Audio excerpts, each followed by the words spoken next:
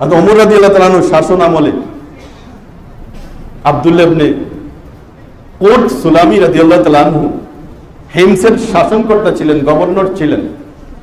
ওমর রাদিয়াল্লাহু তাআলা আনহুর শাসক, ওখানে উনি ওমর রাদিয়াল্লাহু তাআলা আনহু দায়িত্ব দিয়ে পাঠাইছেন। বড় দিনদার আল্লাহওয়ালা ছিলেন ওই সাহাবী। রাতের বেলা ঘুরতেছেন মানুষের খোঁজ খবর নেওয়ার জন্য। এমনি যে রাস্তা দিয়ে হাঁটতেছেন, এদিক দিয়ে বর যাত্রী যাইতেছে। একটা বর যাত্রীর সামনে বিরাট আগুন জ্বালায়া মশাল নিয়ে তারা যাইতেছে। সামনের অংশে মশাল জ্বালায়া বর যাত্রী যাইতেছে।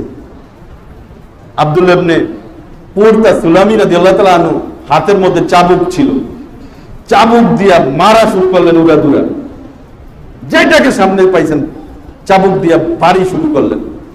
এমন পর্যায়ে ওই দুলহানকে ফালাইয়াই ওই কনেকে রাস্তার মধ্যে ফালাই তারা ভাগছে ওনার মাইরের চোখে। পরের দিন আব্দুল্লাহ ইবনে পুরতা সুলামি রাদিয়াল্লাহু তাআলা আনহু মিম্বরে এসে দাঁড়ায়া খুতবা দিলেন যে জান্দালা রাদিয়াল্লাহু তাআলা আনহু উমামা রাদিয়াল্লাহু তাআলা আনহাকে বিয়ে করেছেন।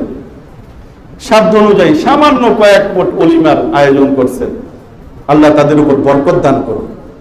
তারা তাদের শরীয়ত অনুযায়ী, শরীয়ত পরিপন্থী বিজাতীয় কোন রীতিনীতি তারা তাদের বিবাহের মধ্যে আনেন নাই। আল্লাহ তাদের এই বৈবাহিক জীবনে বরকত দান করুন। এই কয়েক মোট খাবার দ্বারা ওলিমা করছেন, বৌবাদ করছেন।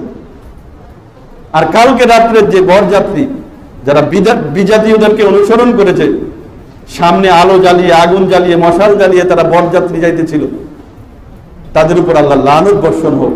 এই আলো নিভে যাবে। এই আলো নিভে যাবে মানে কি? তারা যে বিজাতীয় যে কালচার, বিজাতীয় যে রীতিনীতি তাদের মধ্যে, তাদের বিবাহ শাদীর মধ্যে তারা গ্রহণ করেছে, এটার কারণে তাদের বৈবাহিক জীবনে কি আসবে? অশান্তি আসবে। এই জন্য আমাদেরকে শরীয়তের ভিতরে থাইকেই বৈবাহিক জিন্দেগির যত কাজ আছে সেগুলো সম্পাদন করতে হবে, সেভাবেই কাজ করতে হবে। ওই বৈবাহিক জিন্দেগির মধ্যে শান্তি আসবে, বরকত আসবে, রহমত আসবে।